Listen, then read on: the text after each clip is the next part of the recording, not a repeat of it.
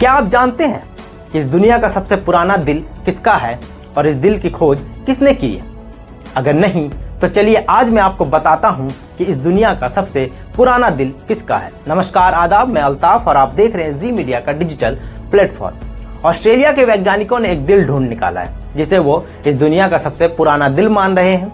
ये दिल एक मछली का है जिसका नाम गोगो बताया जा रहा है। दावा किया जा रहा है कि यह दिल आज से करीब 380 मिलियन वर्ष यानी 38 करोड़ साल पुराना है।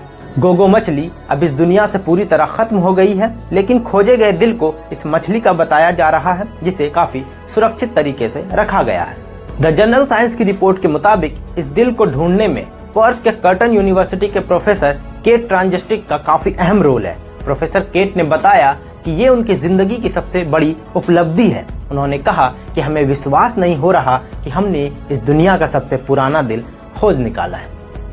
तो इस वीडियो में इतना ही। बाकी ऐसी ही खबरों और जानकारियों के लिए बने रहे मेरे साथ और देखते रहे जी मीडिया का डिजिटल प्लेटफॉर्म। धन्यवाद।